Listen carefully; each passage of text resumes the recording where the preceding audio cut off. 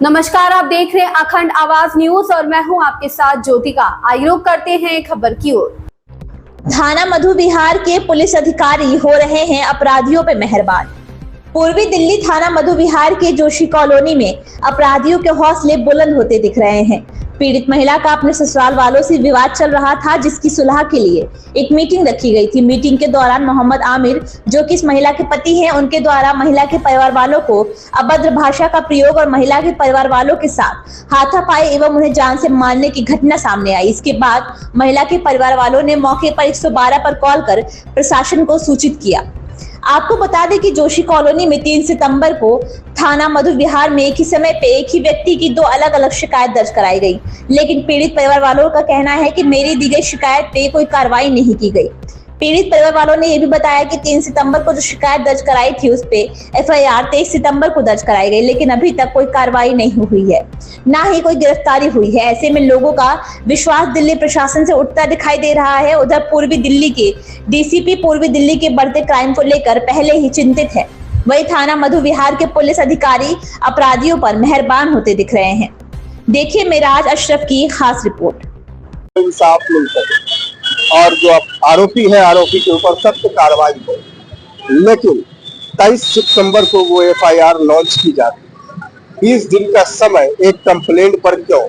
पहला सवाल, ये सबसे बड़ा मधु विहार थाने पे सवाल उठता है कि कोई पीड़ित व्यक्ति आता है, कोई पीड़ित परिवार आता है जिसके साथ कुछ घटना होती है और वो 112 पे कॉल करके प्रशासन से मदद की गुहार लगाता है और उसे 20 दिन का गैप एक FIR लॉन्च करने में लिया जाता है।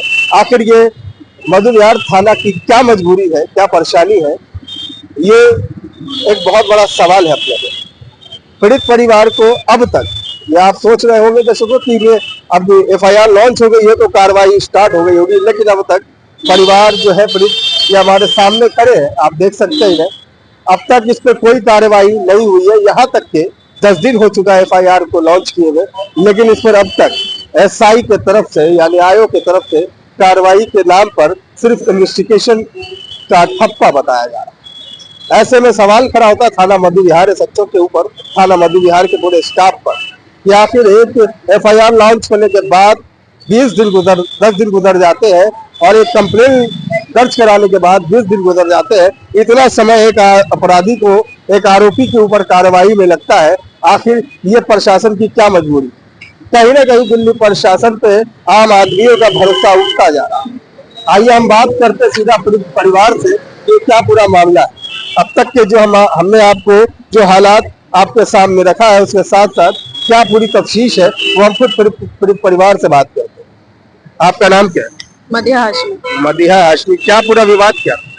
सर ऐसा था, मैं 1 साल से अपने घर पे थी, मेरा अपना ससुराल से कुछ मैटर था तो मैं घर पे थी। ठीक है। इस हिसाब से ऐसा था कि अभी जो 30 अगस्त गई है तो मेरे ससुर ने मेरे खालू से चलते फिरते गली में बोल दिया कि बात कर लेते हैं।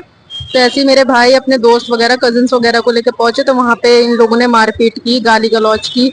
तो उस दिन ये लोग सब थाने आए थे और थाने में ये चीज हो गई कि चलो 3 तारीख को बैठ के मैटर को सुलटा देंगे। 30 सितंबर को नहीं, 3 सितंबर को। ठीक है। तो ऐसा हुआ, उस दिन मस्जिद में इन लोगों ने मीटिंग रखी थी। मैं अपनी खाला के घर भी मौजूद थी और ये सारे आदमी लोग सब जो थे ये वहां पे गए थे मस्जिद में। मस्जिद में भी सेम चीज इन लोगों ने ये की, गाली गलौज की। मेरे भाई के ससुराल वाले जो रहते कहाँ है, उनका थाना कौन सा पड़ता है, मतलब कौन सा क्षेत्र है? बिहार जोशी कॉलोनी। जोशी कॉलोनी में रहता है। अच्छा।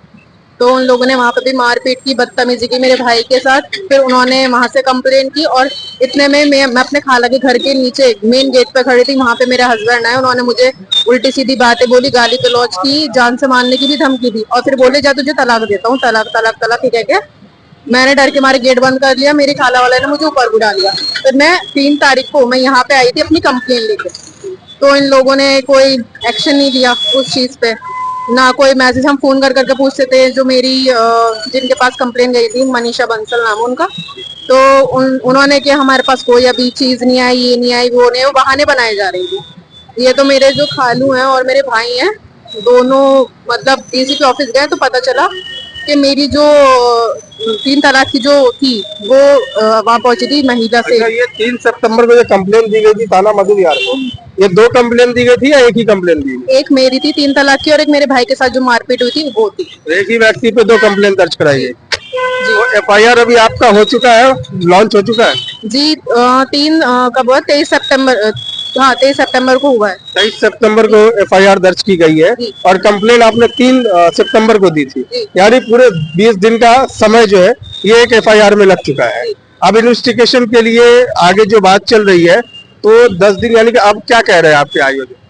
सर वो यही कह रहे हैं कि अभी हम इतना टाइम लगेगा, मतलब जब से लेके अब तक का ऐसा टाइम हो चुका है कि हम रोज के चक्कर लगा देते थे, रोज कभी कुछ कोई ना कोई बहाना, कोई ना कोई चीज करके।